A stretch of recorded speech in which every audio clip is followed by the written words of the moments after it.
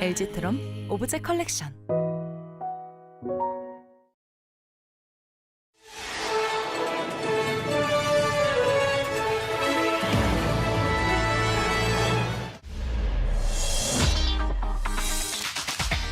이어서 모닝와이드 3부가 방송됩니다.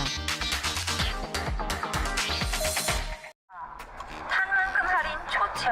근데 그거 줄 거면 미리 주면 안 돼요? 에? 국내 최초 마일리지 선할인. 악사의 혜택은 디테일로부터. 악사.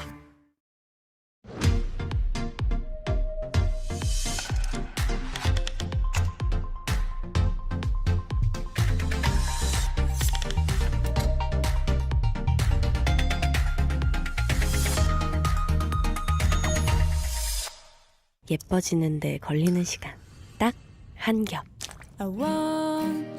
빠르고 가볍게 한 겹의 뷰티 가히 한 겹 크림.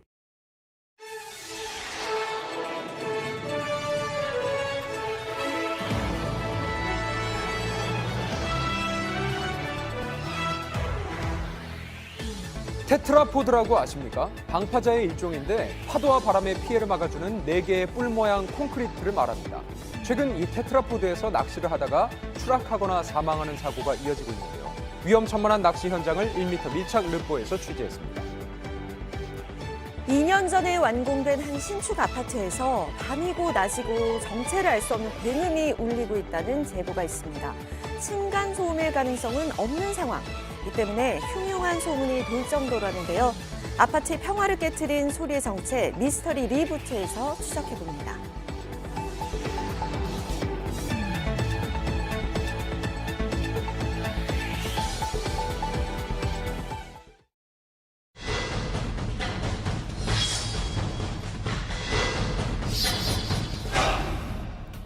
요즘 미세먼지 때문에 괴롭다는 분들 많죠. 오늘은 중국발 황사까지 기승인데요. 여기에 알 수 없는 분진까지 날린다면 어떨까요? 전북 남원의 한 마을에서 실제로 일어나고 있는 일인데요. 날에서 취재했습니다. 불과 2주 전에 찍힌 CCTV 영상입니다. 하늘에서 마치 눈처럼 정체모를 무언가가 이렇게 우수수수 날리는 모습. 눈은 아니고요. 네, 영상이 촬영된 곳은 전라북도 남원시 한 마을. 이 의문의 가루에 대해서 물어봤습니다. 검은 가루를 치르는 것 같아가지고 그 이렇게 시커멓게 이렇게 까 있더라고. 팥국 시커먼 심어놔갖고 먹으려고 하는데 그거 쌀고는 그 어떻게 먹는데 그걸 못 먹지. 막 먼지가 엄청 쌓여요 우리 여기 앞에도. 먼지랍니다. 그럼 이 먼지는 어디에서 날아오는 걸까? 취재 중 이 먼지의 정체를 알고 있다는 주민을 만났는데요. 그게 아니라는 거죠? 저게 뭡니까? 유리를 닦았더니 묻어나오는 분진. 새카맣네요. 이렇게 되는 거거든요. 한눈에 보기에도 일반 먼지와는 다른 나무 분진이라는 것을 알 수 있었는데요. 자, 나무에 부산물이 섞여 있는 게 보이시나요? 그렇네요. 보이네요. CCTV 적외선으로 보시면 그냥 눈이 내리고 있어요. 나무 분진은 낮밤을 가리지 않고 이렇게 날리고 있다는데요. 주민은 더 심각한 곳이 있다면 집 안으로 안내합니다. 이건 베란다 쪽인데 여긴 더 심합니다. 아유, 아이고. 물에 젖은 분진을 자세히 보니 나무 분진이라는 것이 더 선명하게 보이는데요. 바깥도 잘 안 닦이겠어요. 지붕에 배수가 있는데 배수도 막혀요. 너무 쌓여가지고 사다리 차가 와갖고 고압으로 한번 청소를 한 게 딱 정확하게 10일 됐어요. 게다가 주민은 이곳으로 이사한 뒤 아내와 딸이 급성 결막염을 진단받았다고 주장합니다. 밖에 나가서 놀라 그러면 목이 쾌쾌하다고 기침을 하고 있는데 어떻게 데리고 나가겠어. 밖에 나가면 일단 마스크는 항상 써요. 써야지 저희가 살 것 같아서. 피해를 호소하는 또 다른 주민을 만났는데요. 어디요? 그렇잖아요 얘가. 이곳에서도 나무 분진을 발견할 수 있었습니다. 황사가루가 지금 나무가루 그 비스듬하게 갖고 쳐놓으면은 네. 그런 거 쉽게 해서 이거 쳐놓은 데 보면 저런 데 보면요. 날라와요? 맞아. 있어요? 지금도 있어요? 나무 분진을 손바닥 위에 올려놓자 자 보시면 바람에 쉽게 날아갑니다. 자 그래서일까요? 농작물을 키우는 밭부터 아이들이 타고 노는 장난감까지 마을 주민들이 생활하는 곳곳에 이 나무 분진이 내려앉아 있는 걸 확인할 수 있었는데요. 마을로부터 약 100m 떨어진 목재 펠릿 제조 공장. 목재를 파수해서 나무 연료를 만드는 친환경 신생 사업인데요. 그런데 이 주민들 말에 따르면 이곳에서 나무 분진이 날아왔다는 겁니다. 해당 공장과 맞붙어 있는 옆 공장도 이와 같은 비슷한 피해를 호소하고 있었는데요. 목재 공장과 맞닿은 뒷마당으로 가보니 분진이 수북히 쌓여있는 모습. 보기 흙 같은데 이렇게 이게 많이? 쌓인 예. 분진입니다. 엄청나네요. 와, 이 많은 분진이 바로 옆 목재 펠릿 공장에서 날아왔다고 주장하고 있습니다. 네. 작년 10월 달경에 한번 가서 이야기를 했어요. 자기네 공장 굴뚝을 통해서 이렇게 배출하는 것이 결국은 남의 땅에다가 피해를 주고 있는 거잖아요. 우리가 뭐 돈을 달라고 합니까? 무엇을 달라고 합니까? 숨 쉴 수 있게만 해달라고 합니까? 인근에 위치한 식품업체 공장도 분진 때문에 걱정이 이만저만이 아니라고요. 원재료가 들어가고 나갈 때 그때가 가장 위험한 거죠. 거름막들이 있고 해서 다 걸려지지만은 우리 눈에 보이지 않는 거기 때문에 인근 마을과 공장을 뒤덮은 나무 분진, 방법은 없는 걸까요? 그 근원지로 추정되는 공장을 찾아가 봤습니다. 처음에는 사실은 이 공장 세울 때 이게 이렇게 먼지가 날 줄도 아무도 몰랐고 금방 설치용 탈주차들 이렇게 해서 물뿌리고 합니다. 그래서 저희들이 최선을 다해서 막고 있고 좀 걱정을 하시는 부분이 있더라고요. 이제 뭐 흙먼지이기 때문에 인체 해롭거나 그런 게 아니기 때문에 규정은 없습니다. 이 나무 분진, 공장 측 말대로 정말 인체에 아무런 영향이 없는 걸까요? 눈으로 볼 수 있는 사이즈, 즉 큰 사이즈의 분진들은 우리가 이제 들이마시면서 또는 뭐 피부나 눈 점막 같은 곳에 접촉을 통해서도 건강 영향을 야기할 수 있습니다. 문제는 크고 무거운 분진들은 멀리 퍼져나가기보다는 그 영향권 내에서 오랫동안 머무르면서 영향을 미칠 수가 있는 것이죠. 1년 전 공장 가동 후 발생했다는 나무 분진, 문제는 없는 걸까? 관할 지자체를 찾아가 봤습니다. 저희가 법적으로 문제 있으면 그 행정처분을 내렸겠죠. 그런 시설 다 완비가 되어 있음에도 나오고 있는 거고. 아예 안 나올 수 없는 사업장인 건 아시죠? 저희 민원 나오면 다 나가고 있고요. 조치를 권고하고 있고 미세먼지 배출 시설에 해당이 안 되는 사업장이고요. 이 목재 펠릿 공장은 비산먼지 사업장으로 분류되어 있지 않아서 이에 대한 법적 규제가 어려운 상황이라고 하는데요. 이에 대한 공장 측 입장은 어떤지 들어봤습니다. 저희도 좀 솔직히 억울한 면들이 있거든요. 인허가 받고 설계 다 맞춰가지고 한 부분인데 미세한 분진이 조금 나오지만 법적으로는 문제 없지만 주민들에게 혹시나 피해가 될 것 같아서 저희들이 아예 근본적으로 제로가 되도록 저희들이 투자를 지금 진행하고 있습니다. 지자체와 해당 업체 모두 법적 규정을 지킨 만큼 법적인 문제가 없다는 입장. 그렇다면 주민들의 피해 호소 어떻게 해야 하는 걸까요? 그 기준은 어떻게 보면 최소한의 기준이잖아요. 피해가 발생했을 때 아무런 조치를 하지 않아도 된다라는 뭔가 그 정당화하는 규정은 아니거든요. 그래서 이 사업장에서 발생하고 있는 분진이 주민들한테 도달을 해서 피해를 입히고 있기 때문에 일차적인 책임자는 당연히 사업자로 보는 게 맞을 것 같고요. 예측하지 못했던 산업에서 생각 외로 이번 사건처럼 많은 분진이나 먼지가 발생을 할 수도 있으니까 이런 부분들을 조금 고려해가지고 그 현재에 맞게 좀 규정을 업데이트할 필요는 있다고 생각이 듭니다.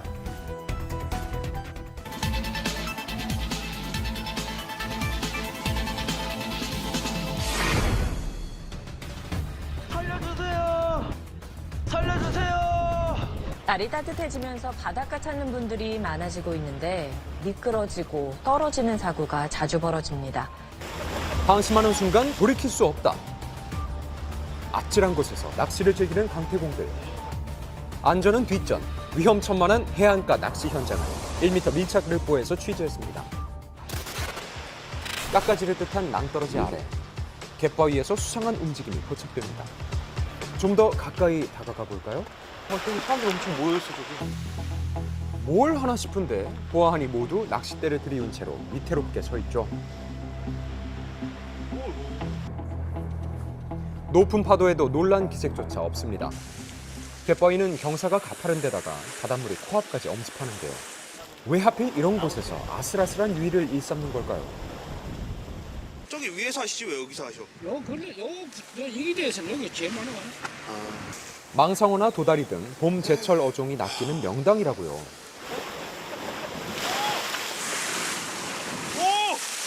하지만 이렇게 파도가 몰아쳐서 고기 잡으려다가 자칫 사람 잡을 수 있겠는데요. 아까 물이 여기까지 올라왔어.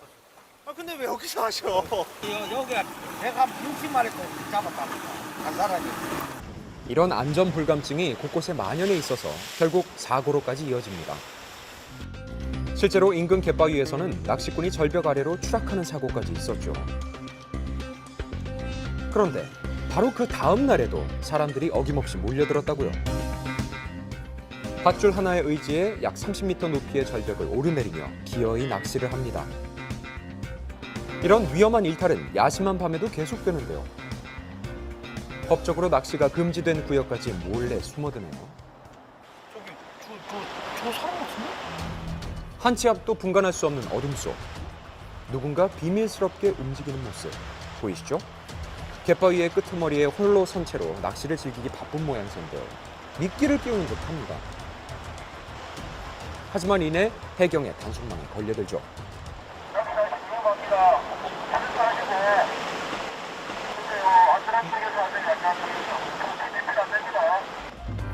안전 펜스를 넘어갔던 건지 정상적인 출입로가 아닌 길로 돌아오네요.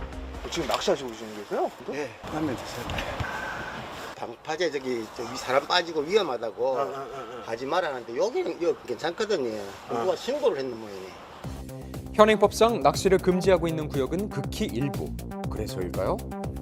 해안가 안전사고는 매년 꾸준히 반복돼 지난 3년간 수백 건에 달했습니다.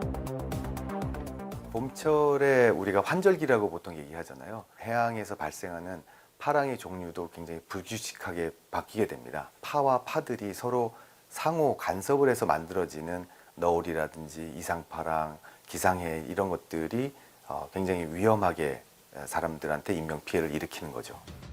특히 테트라포드 사망사고는 최근 한 달간 3건 발생. 테트라포드는 원래 파도를 막는 방파제인데요. 사람들이 무단으로 드나들어서 인명피해가 막대합니다. 산발 있잖아. 훌륭한 거. 그거는 빠졌다 뭘로 그다. 쳐봤겠다 뭐. 사고가 많아요. 어제 그저께 소를 하나 죽었어요. 그 위에 그 물에 지어놨던 물이에요. 며칠 전 사고가 일어난 해안가 일대에도 사람들의 발길이 끊이질 않죠. 저마다 테트라포드 위에 올라서 간신히 균형을 잡고 버티는 모습. 여기에서 만약 발이라도 헛디디면 어떻게 될까요? 여기 저기 안에서 하면 안 되는 거예요? 저 안쪽에는 앞에가 조금 낮아요. 요가 수심이 그래도 3m 에서 4, 5m 정도 나오거든요. 그래서 이쪽으로 오는 거죠. 그다음에 고기가 좀 나오고. 낚시 명당을 차지하기 위해 구조물 사이를 마구 건너다니는데요. 보는 사람이 다 아찔하니. 여기 나와 계시는 건 좀 위험해 보이더라고요. 아, 위험하죠. 선생님 여기 계시잖아 근데. 위험하죠. 근데 사람은 그 다음에 내가 어떻게 될 거를 판단을 하면 사람이 이렇게 살겠어요? 무슨 말이에요? 죽으려고 들어온 거 아니잖아. 다 놀려고 들어온 거지. 근데 재수 없으면 죽는 거잖아. 테트라포드의 표면은 파도와 부딪히면서 생긴 이끼와 해초 때문에 매우 미끄럽고요. 콘크리트 구조물이 얼기설기 얽혀 있어서 실족하기가 쉽습니다. 게다가 한 번 떨어지면 자력 탈출이 불가하고 구조 작업도 어려운데요. 대체 그 내부가 어떻길래 그만큼 위험한 걸까? 표면이 평평하지 않아서 발이 맥없이 미끄러집니다. 아주 위험하죠. 보통 한 개당 약 5m의 테트라포드가 4-5개 겹겹이 쌓여 있는데요. 이는 추락 시 건물 4, 5층에서 떨어지는 것과 비슷하다고요. 상당한 충격이네요. 심지어 내부 구조가 비좁고 복잡해서 여기저기 부딪히기 일쑤입니다. 일단은 표면이 엄청 미끄럽고 그리고 잡을 공간이 없어서 그리고 떨어지면은 기본적으로 부상이 발생하기 때문에 자력으로 탈출하기에는 불가능합니다. 문제는 또 있는데요. 들리세요?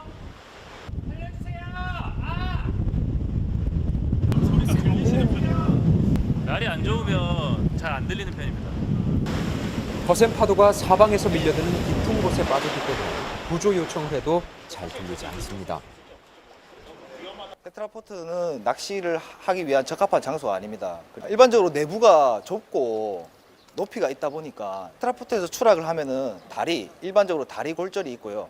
머리를 다쳐서 의식을 잃는 부분이 있습니다. 실제로 구조를 해보면은 시간이 많이 지난 상태에서 구조가 되기 때문에 환자 상태가 매우 안 좋습니다. 최악의 경우로 따지면은 사망 환자들이 있어서 안타까운 심정입니다. 바다의 블랙홀로 불리는 테트라포드. 출입이 금지된 곳도 있지만 그렇지 않은 경우에는 주기적인 기해도가 최선입니다. 강제성이 없습니다. 이게 출입 금지 구역이 아니기 때문에 오늘처럼 이제 날씨가 안 좋을 경우에는 안전성 위험이 상당히 있기 때문에 안전하게 할 수 있도록 계도하는 입장입니다. 얼핏 보기에도 마치 테트라포드 위에서 고개를 하듯 위태롭게 낚시를 이어가는 사람들로 가득 찼는데요. 안전사고를 방지하려면 그냥 두고만 볼 수는 없겠죠. 날이 안 좋은데. 이거 구멍조끼 나눠주셨고. 그거 사야 돼. 사야 돼. 사고 나오셔요. 다음부터. 구조물을 직접 오르내리며 일일이 안내하는 건 물론이고요. 특히 위험하거나 걸어 들어가기 어려운 곳은 해상에서 궤도를 이어갑니다. 파도와 강풍에도 아랑곳하지 않는 낚시꾼들. 현재 테트라포트에서 낚시하고 계신 분들께 알려드립니다. 해상 기상이 매우 불량합니다. 구명조끼 착용 등 안전에 최대 유의하여 내조활동 즐겨주시기 바랍니다. 이상 강아지 파출소에서 알려드렸습니다. 하지만 들은 채 만 채 떠날 기미가 없는데요. 사고에 대비하려면 어떻게 해야 할까요? 안 들어가는 것이 제일 좋습니다. 테트라포드에 정말 굳이 들어가고 싶으시다면 적어도 혼자서 들어가시면 절대로 안 될 것 같고요. 가시더라도 적어도 구명조끼 같은 것을 착용을 해서 만일의 세태에 대비하는 것이 필요하다고 생각됩니다. 눈앞에 재미를 얻으려다가 목숨을 내놓는 수가 있죠. 내 안전은 스스로 지켜야겠습니다. 네, 상당히 위험해 보이는데 네. 실제로 해안가 절벽 위나 테트라포드 위에서 낚시하는 분들 어렵지 않게 만나볼 수 있잖아요. 그러니까 보면서 깜짝 놀랐는데요. 네. 이 테트라포드 같은 경우에는 일단 안 들어가는 게 제일 좋고요. 들어간다고 하더라도 구명조끼 같은 최소한의 안전장치 꼭 준비하셔야겠습니다. 네. 자, 다음은요. 2년 전에 완공된 한 아파트에서 벌어지고 있는 일입니다. 네. 매일 낮과 밤 상관없이 벽에서 쿵 하는 소리가 난다고 하는데 미스터리한 소리의 정체를 지금부터 함께 추적해 봅니다. 소설보다 더 소설 같고 믿기지 않지만 현실엔 존재하는 진짜 이야기를 들려드립니다. 미스터리 리부트. 오늘은 집이 가장 무섭다는 사람들의 이야기입니다. 집에 들어오는 게 스트레스였어. 지옥 같다라는 생각을 했었어요. 귀신이 걸린 것도 아니고. 귀신이 너만치 지나는 거지. 1시간 반 간격으로 계속 났어요. 수도 없이 났다니까. 울산의 한 아파트 단지.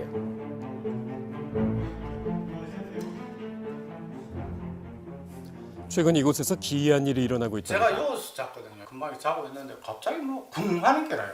깜짝 놀랐죠. 무슨 소리고 싶어가지고. 아니 천장에서 꽝꽝 하니까 뭐 건물 자체 무너지는 줄 알았다니까요 나는. 작년 10월부터 안방에 있노라면 집이 무너지는 듯한 소리가 들렸답니다.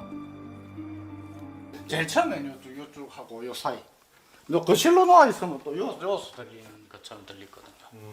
귀신에 걸린 것도 아니고 지금 와 미치겠다니까. 안방과 거실을 가르는 이 벽에서 소리가 들린답니다. 약 6개월째 이어지고 있다는 소음은 아무 때고 발생한다는데요. 제작진 그 소음을 듣기 위해 잠시 기다려보기로 합니다. 그렇죠. 잘 때나 이런 때 또 새벽 때. 지금 여기 소리. 지금 큰데요? 들었어? 들었어. 오늘 이 소리 나네. 저 지금 소름 돋았어요, 순간. 그러니까 작년 10월 달부터 지금 몇 달째 지금 하고 있다니까. 와 미친다니까 이게. 예고도 없이 발생하는 소음에 집에 있는 동안엔 늘 녹음기를 켜도 소음 상황을 기록하고 있다는데요. 많이 들릴 땐 1시간에 한 번꼴로 발생한답니다.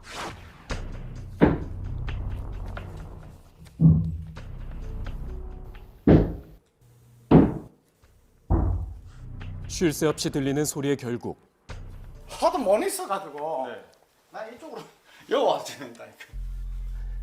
소리의 발생지로부터 최대한 멀리 떨어진 방에 텐트와 요를 깔고 이곳에서 새우잠을 자며 밤을 보내고 있답니다.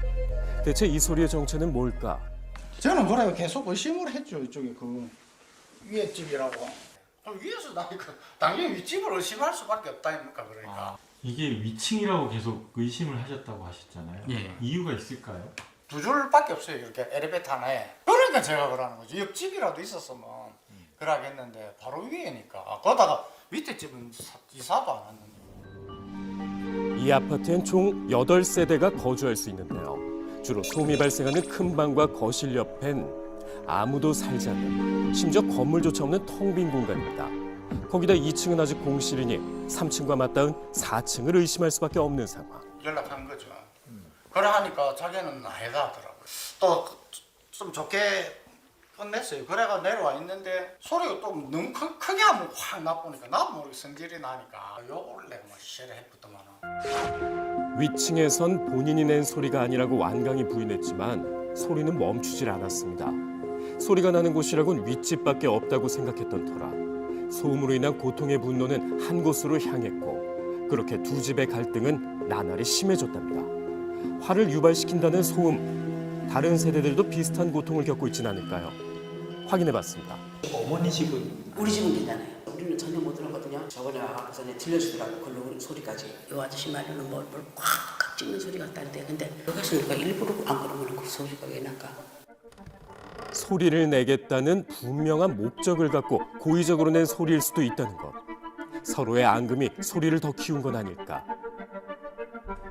윗집을 찾아가 봤습니다. 흔쾌히 제작진을 집 안으로 들여보내주는데요. 집 한번 이렇게 좀 봐도 괜찮을까요? 네. 집주인의 허락하에 집안을 둘러봅니다. 가장 먼저 눈에 띈 건 방 한켠에 놓여있는 운동기구입니다. 집안 곳곳에 무게가 있는 운동기구들이 놓여 있었는데요. 혹시나 운동하실 때는 어디서 운동하세요? 잘 안 합니다. 그냥. 근데 만약에 하면은 뭐 거실에서 저렇게 요 정도 이래가지고 그러고 새벽에 이 운동기구가 운동할 이유도 없고 새벽에는 얼굴도 몰랐거든요. 따지는 거예요. 억울했었죠. 운동을 자주 하지 않을 뿐더러 하더라도 소음이 발생하지 않도록 무척 신경 쓰고 있답니다. 그렇다면 윗집의 주장대로 운동기구에 의한 소음이 아닌 게 맞는지 운동기구를 포함해 여러 소음을 녹음해 의문의 쿵소리와 비교해보기로 했습니다.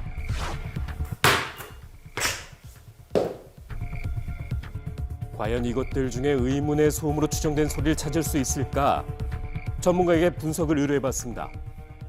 이게 이제 단발적인 소리잖아요. 중량 충격음의 특성을 나타내고 있는 거죠. 주파수도 굉장히 중고음역대를 이렇게 형성을 하고 있는 겁니다. 전혀 다른 소리라는 얘기죠. 희한하네요. 주파수로 비교해볼까요?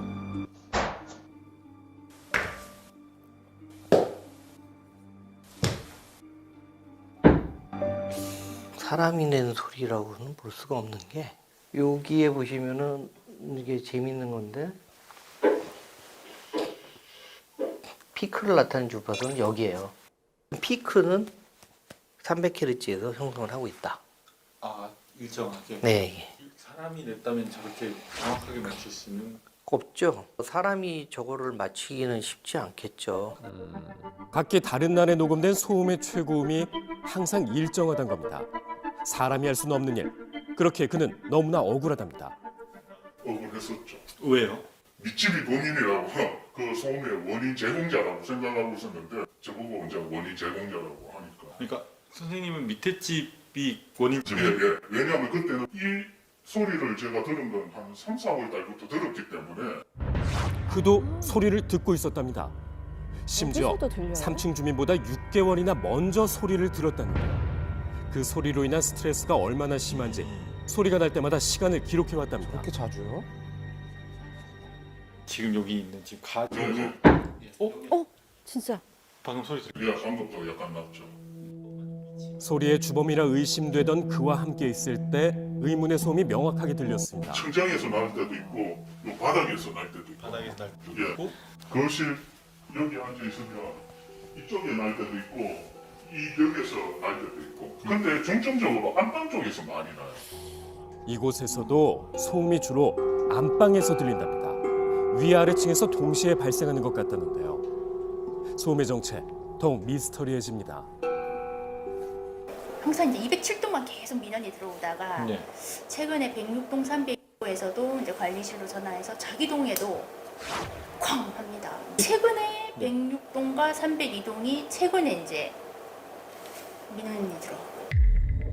소리의 피해가 다른 곳으로도 확대되고 있었는데요. 전문가는 이에 새로운 가능성을 제기합니다. 이런 소리도 있습니다. 아파트에서 나오는 소리 중에서. 이건 또 뭔가요? 이거 어떻게 들려요, 이 소리 자체가? 기계? 네, 약간 철판이 좀 약간 울리는 그런 떠는 소리. 네. 이런 소리는 과거 주택에서 발생한 소음 피해의 한 형태로 그 소리의 원인은 수격작용에 의한 것이었습니다. 수격작용이란 수도관 내 유속의 급격한 변화로 물이 파이프를 치며 발생하는 충격한데 정체불명의 소음도 이 수격작용에 의한 것은 아닐까요? 전문가에게 진단을 맡겨봤습니다.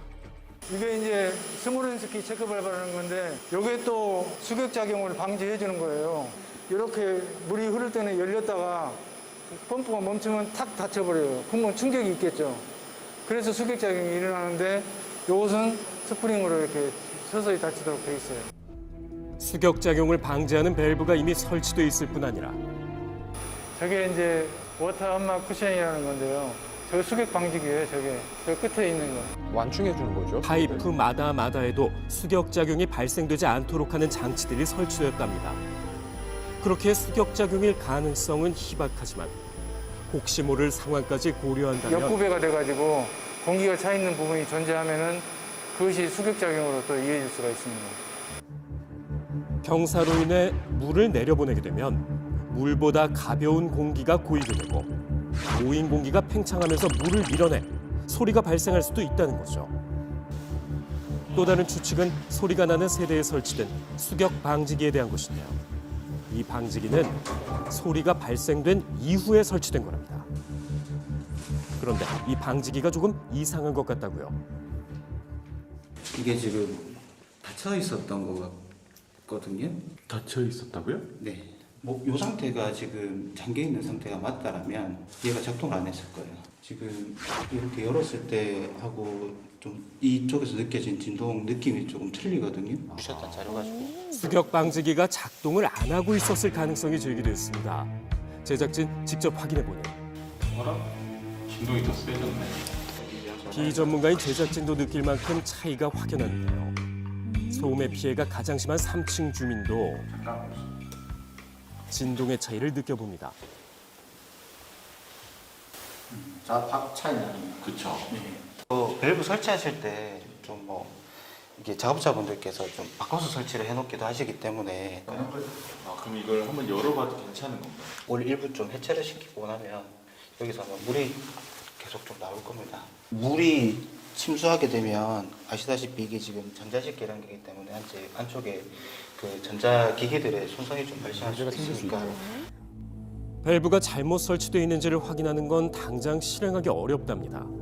그렇게 우선 밸브를 돌려놓고 며칠 상황을 지켜보기로 했습니다. 소리가 또 날까요? 저게 원인이 맞다면 어떠실 것 같으세요? 그런데 그거 잡히면 좋죠. 저는 뭐 완전 그 행제수인 거죠. 그게 돼가지고 그럴 때 다 잡아졌다.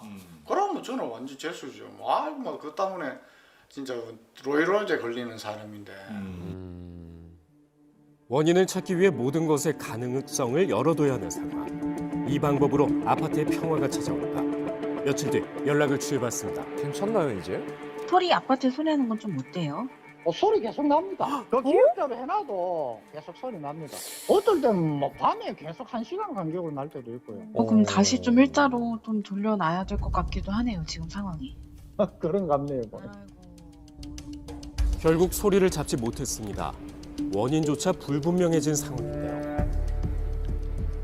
편하게 좀 심신의 안정을 찾는 곳인데 잠도 자는 곳이고 그런데 이제 그런 소리로 인한 스트레스가 생긴다고 하니 굉장히 저도 좀 걱정스럽습니다. 계속 고민해봐야 될 것 같고 지켜봐야 될 것 같고 시공사에도 계속 요청을 해야 될 것 같고 그렇습니다.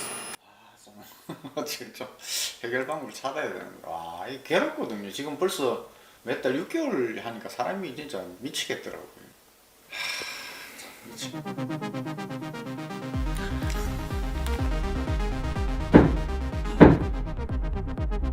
우리와 비슷한 소리를 들으셨거나 혹은 비슷한 문제를 해결하신 분들의 제보를 기다립니다.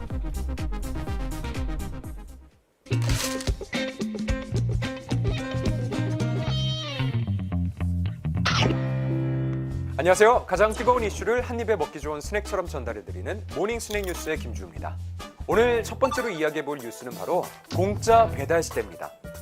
야식 생각이 가장 간절해진다는 밤 10시. 출출함을 이기지 못하고 배달 앱을 탁 켰는데 3,000원이 넘는 배달비 때문에 야식을 포기했던 경험 다들 있으시죠? 그런데 머지않아 공짜 배달 시대가 올 수 있다고 합니다. 어린이 공상 만화에나 나올 법한 외모를 가진 이것 덕분인데요. 바로 배달 로봇입니다. 자그마한 카트에 바퀴가 달린 이 로봇이 바로 배달 로봇인데요. 자율주행으로 식당부터 고객의 집까지 알아서 음식을 배달해주죠. 혼자서도 배달기사의 역할을 충분히 해내는 데다가 인건비까지 들지 않아서 배달비가 거의 무료 수준이라고요. 아주 편리하고 좋은 로봇 같긴 한데 그동안은 규제에 막혀서 쓰이질 못했죠. 로봇은 차량으로 분류돼 사람이 이용하는 인도로는 다닐 수 없었기 때문입니다. 한마디로 불법이었던 건데요. 이런 규제 때문에 몇몇 업체에서는 일부 지역에서만 특별히 허가를 받은 뒤에 시범적으로 운영해왔죠. 하지만 이 단계에서도 우여곡절이 참 많았죠. 길을 가다가 공원이 나오면 관계자의 허락을 받고 지나가야 했고요. 배달을 한 건 갈 때마다 운전면허증이 있는 안전요원이 반드시 동행해야 했습니다.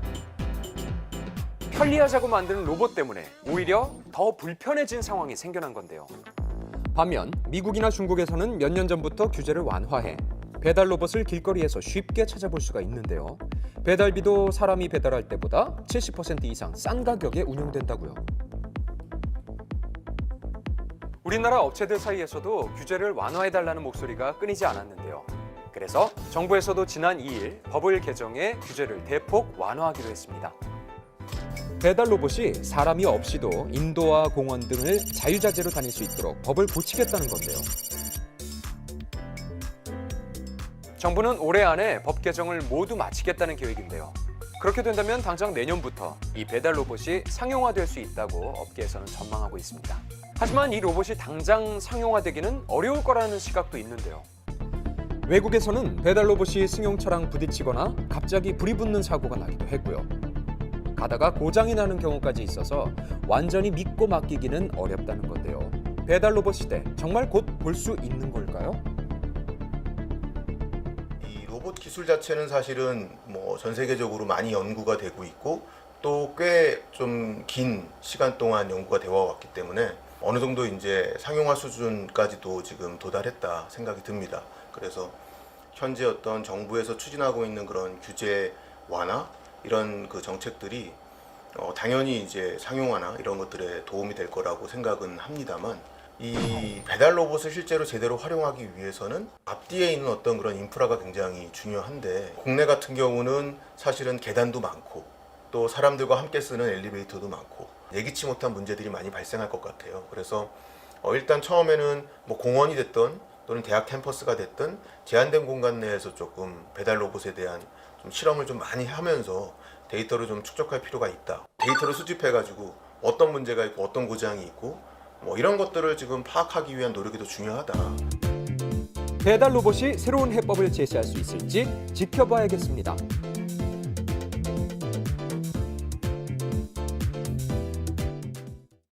오늘 전해드릴 두 번째 이야기는 기름값입니다. 요즘 기름값이 심상치가 않습니다. 한때 리터당 1,400원대까지 떨어졌던 휘발유 값이 다시 1,600원대까지 오르고 있는데요. 이미 지난해 사상 초유의 고유가를 한번 겪어봤기 때문에 다시 전처럼 값이 오르지는 않을까 걱정하는 분들도 계시죠. 결론부터 말씀드리면 아무래도 올봄에 기름값이 다시 한번 오를 가능성이 높습니다. 그걸 어떻게 아냐고요? 바로 기름에 붙는 세금, 유류세 때문이죠. 우리나라는 기름이 한 방울도 나지 않기 때문에 외국에서 100% 원유를 수입해서 쓰잖아요. 정부에서는 원유값이 많이 올랐다 싶으면 유류세를 낮추고요. 원유값이 내려가면 유류세를 다시 전처럼 올리는 식으로 국내 기름값을 안정시켰습니다. 아니, 세금이 어느 정도길래 유류세로 기름값을 조정하냐고요? 휘발유가 1,600원이라고 했을 때 유류세는 대략 700원에서 800원 정도인데요. 기름값에서 세금이 차지하는 비율이 무려 절반 정도인 셈입니다. 이거 생각보다 세금이 많이 붙죠. 기름을 많이 쓸수록 대기오염이나 교통혼잡 같은 부작용들이 생기니까 에너지세나 환경세의 명목으로 추가 세금을 붙이기 때문인데요. 그래서 자동차는 기름이 아니라 세금을 먹고 달린다는 우스갯소리가 있을 정도죠. 이렇다 보니 해외 원유 가격이 휘청일 때마다 유류세 정책이 단골로 나올 수밖에 없는 겁니다. 지난해 러시아와 우크라이나 간 전쟁으로 원유 수급이 어려워지자 국내 기름값도 사상 처음으로 2,000원대를 넘어섰습니다. 정부에서도 기름값을 잡으려고 수차례 유류세를 낮췄는데요. 리터당 800원 수준이었던 휘발유의 유류세가 500원대까지 낮춰지면서 휘발유 가격도 이전 수준으로 내려왔죠. 이렇게 휘발유 가격이 안정되자 정부에서는 우선적으로 휘발유만 유류세를 다시 올렸는데요. 올 1월부터 휘발유의 유류세를 전보다 리터당 100원 가까이 올린 겁니다. 그러자 휘발유 가격도 다시 오르기 시작했습니다. 전국 평균 70원, 지역별로는 100원까지 오른 곳들도 있는데요. 예를 들어 일반 승용차 같은 경우 한 달에 120리터를 넣는다고 하면 한 달 기름값으로 12,000원까지 더 쓰게 되는 셈입니다. 그런데 정부는 올 봄에 또다시 유류세를 올리는 방안을 검토 중이라고 합니다. 그에 따라 기름값도 오를 수 있다는 얘기죠. 요즘 같은 고물가 시대에 기름값이 이렇게 오르면 소비자 입장에서는 큰 부담이잖아요. 유류세 그냥 쭉 낮춰받으면 안 되는 건가요? 지금 우리나라 정부가 굉장히 딜레마에 빠져 있는 걸로 생각이 됩니다. 경기 침체하고 그다음에 세수 감소가 동시에 일어나고 있는 이런 상황이거든요. 21년 1월부터 작년 연말까지 대략 9조 원 정도의 유류세가 감면된 걸로 지금 집계를 했고요. 전체적으로 세수가 감소할 수밖에 없는 상황이니까 당연히 세수 확보를 위해서라도 유류세 세율을 인상해야 되지만 유류세 세율을 인상하는 경우에 겨우겨우 안정화시켜가고 있던 물가 상승의 압력이 커진다는 이런 딜레마에 빠져 있다고 말씀드릴 수 있겠습니다. 이걸 너무 빠르게 인상한다라고 한다면 세수 확보는 아주 쉽게 이루어질 수 있겠지만 물가에 굉장히 큰 영향을 주기 때문에 지금처럼 물가 상승, 경기 침체가 구조화되고 장기화될 것으로 예상되는 시기에는 한 번에 37%포인트를 다 원상복구하기는 좀 어려울 것 같고요. 그래서 중간적인 수준에서 아마 유류세 인하분을 좀 단계적으로 회복시켜가지 않을까 싶고요. 세금이 잘 거치는 것도 물론 중요하지만 고물가에 지친 사람들이 한 번에 너무 큰 부담을 느끼지 않도록 충분한 고민이 필요해 보입니다. 네, 기름값에 유류세가 이렇게나 많이 붙는지 저는 몰랐거든요. 절반 그러니까요. 가까이인데 기름값이 휘청일 때마다 왜 유류세 이야기를 하는지 이제 알겠습니다. 네. 보신 것처럼 러시아, 우크라이나 간 전쟁 등으로 국제 원유값이 급등하면서 현재 유류세 인하 조치가 시행된 지 1년 5개월째인데요. 정부는 극심한 세수 감소에 시달리고 있습니다. 유류세를 올리자니 서민 경제가 부담이 되고요. 그렇다고 이걸 낮추자니 세수가 걱정이고 그야말로 사면초가인 상황이죠. 네, 정말 간단한 문제가 아니긴 한데요. 맞습니다. 자, 정부가 어떤 돌파구를 내놓을지 지켜봐야겠습니다. 네. 자, 다음은 내 손으로 내 집을 지은 사람들의 이야기입니다. 내 손 내 집 시간인데요. 오늘은 30대 MZ 부부가 지은 집이라고 해요. 지금 바로 만나보시죠.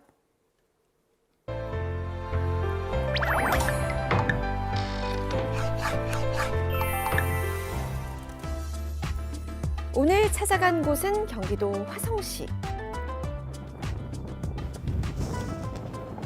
이 집인 것 같거든요? 홀로 서 있는 집 한 채. 이 집의 주인공을 만나볼까요? 안녕하세요. 깔끔한 집에서 젊은 부부와 덩치 큰 반려견을 함께 나오네요. 굉장히 진짜 귀여워요. 저희 앉아. 반겨주네요. 같이 사는 강아지. 이야, 반가워. 이 집을 직접 지으신 분들 맞으세요? 네, 맞아요. 근데 굉장히 젊으셔서. 제 올해 나이가 32살이고요. 네. 32살. 동갑내기 부부예요. 여름이 되면 포도가 열리는 밭, 그 밭에 둘러싸인 집. 동갑내기 부부가 직접 지은 집의 내부는 어떤 모습일까요? 안녕하세요. 아치형 복도를 지나면 깔끔한 주방이 먼저 눈에 들어오는데요. 화이트 톤으로 맞춰 거실이 넓어 보이는 효과를 노렸다고요. 지붕 형태의 천장이 넓은 거실의 개방감까지 더해줍니다. 여기에 단출한 주방까지 미니멀리즘 그 자체네요. 저희가 미니멀하게 살기를 추구하기도 했고 딱 필요한 것만 사고 큰 가구들이 많이 없다 보니까 공간이 더 넓어 보이기도 하고요. 이 집의 포인트는 따로 있다는데요. 이렇게 중정 있는 쪽은 창을 크게 냈어요. 난향으로 창을 낸 덕분에 채광 걱정은 덜었다고요. 이곳은 날이 더 따뜻해지면 중정으로 단신할 공간이랍니다.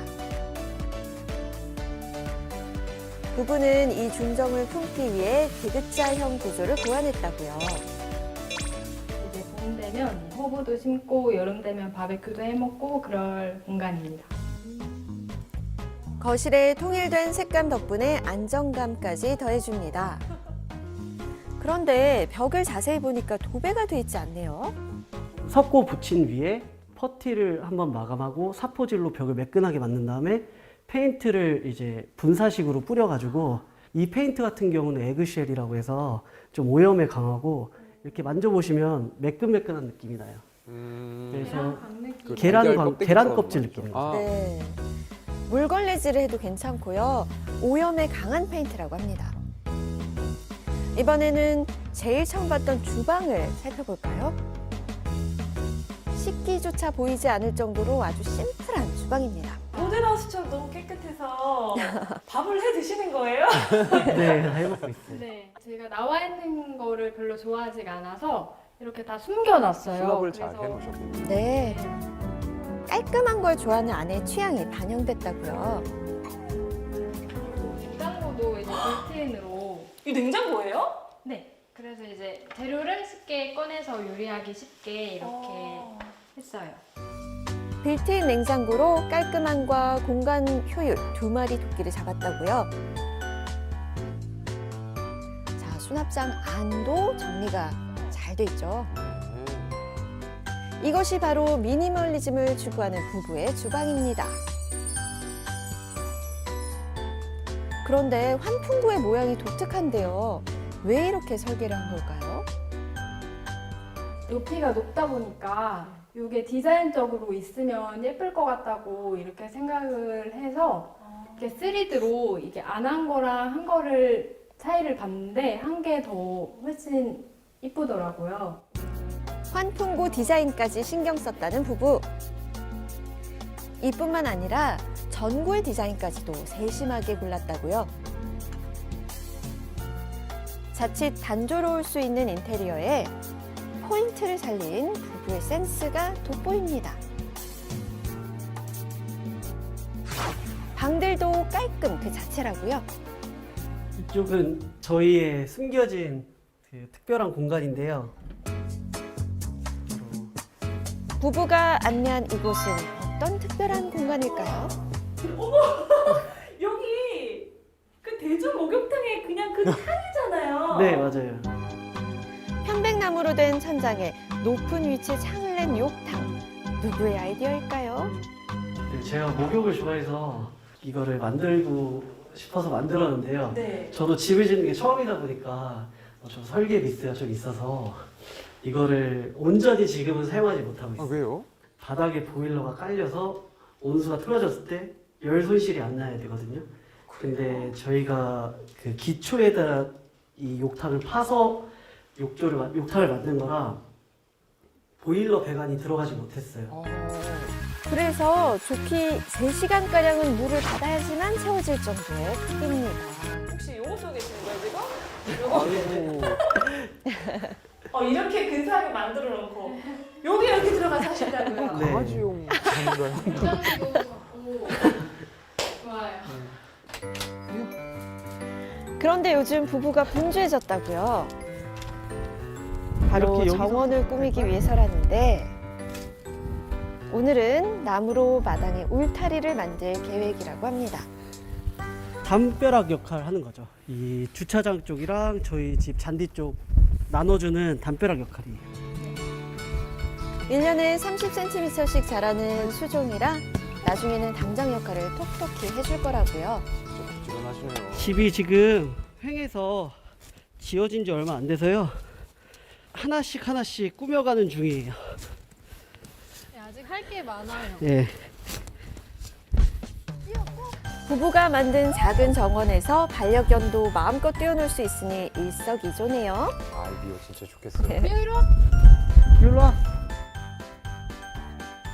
부부는 반려견도 좋아할 집을 늘 짓고 싶었다고요. 저희는 집이라는 게 사람들의 그냥 라이프 스타일에 맞게 살면 된다고 생각을 하거든요. 이렇게 생활하는 게 라이프 스타일에 맞다 이렇게 생각해서 주택을 짓게 됐고, 대학교 졸업 후 결혼한 부부는 취업 대신에 사업을 시작했다고 합니다. 그때 이제 스트레스를 너무 많이 받아서 이제 호주로 가게 됐어요.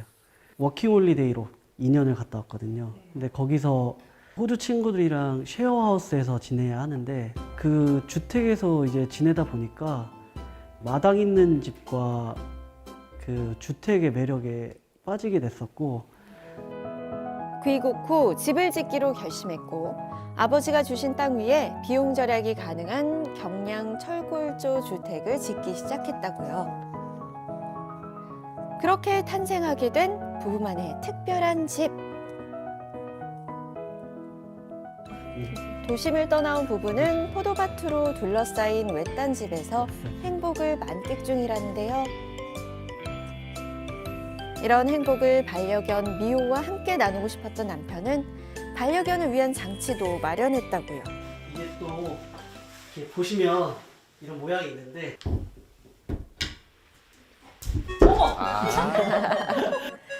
문으로 들어오는 미호. 아니 집에 개구멍? 네, 안방에 개구멍을 만들어뒀어요. 아, 방문을 닫아놨을 때도 들락날락 할 수 네, 있도록. 이야 세상에. 미니멀리즘을 추구하는 부부. 집에 대한 철학도 남다르다고요. 저희는 일반적으로 다른 사람들 따라하는 것보다 저희가 원하는 걸 하고 싶어서 인테리어를 하면서 유행을 따르기보다는 제가 원하는 취향대로 하다 보니까 제 친구도 제가 막 인스타 사진 같은 거 올렸을 때 집이 참 너네를 닮았다고. 친구들이요? 네. 말로 설명하지 않아도 이 집을 봤을 때 저가 어떤 삶을 사는지 표현이 되니까 그게 좀 제 스스로가 되게 뿌듯하죠. 좀 어느덧 다가온 식사 시간. 오늘도 수고한 서로를 위해 저녁 요리를 준비합니다. 미니멀리스트 부부답게 저녁 메뉴도 간단한데요. 여기 바로 밑에 냉장고가 있으니까 바로 요리하면서 재료를 꺼내기가 편하더라고요. 크기는 작아도 부부가 쓰기에는 안성맞춤. 식기세척기도 싱크대 안에 배치해서 통일감을 줬다는데요. 자, 드디어 완성된 음식. 건강한 식단에서도 부부의 소박함이 전해집니다. 잘 먹겠습니다. 잘 먹겠습니다. 여전히 도심보다는 한적한 시골이 좋다는 부부. 하고 담벼락도 직접 만들고 목재 사다가. 이 집은 제가 죽을 때까지도 미완성이라고 생각해요. 제가 살아있으면서 항상 부족한 점을 고치고 예쁘게 꾸미고 싶은 데를 다시 꾸미고, 그렇기 때문에 저에게 자극을 주는, 저랑 함께 가는 동반자 같은 거죠. 오늘 아침 출근길 중국발 황사가 기승을 부리고 있습니다. 전남과 경남, 제주를 제외한 전국 지방에 황사가 심해지면서 일평균 미세먼지 농도가 매우 나쁨 수준을 보이고 있습니다. 이 정도면 평소보다 미세먼지가 4배에서 5배 정도 짙은 상태인데요. 외출하실 때 미세먼지용 마스크 꼭 쓰시고요. 특히 호흡기가 약한 분들은 외출을 오늘은 조금 자제하시는 게 좋겠습니다. 네, 날씨도 어제보다 쌀쌀합니다. 네. 요 며칠 평년보다 이상할 정도로 따뜻했었는데 밤새 북서쪽에서 찬 공기가 유입돼서 서울 아침 현재 기온은 영상 6도를 기록 중입니다.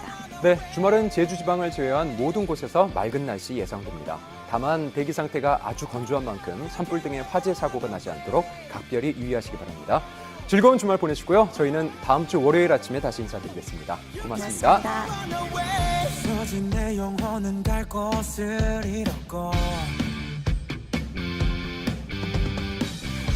차가운 혈관 속에 눈물만 흐르네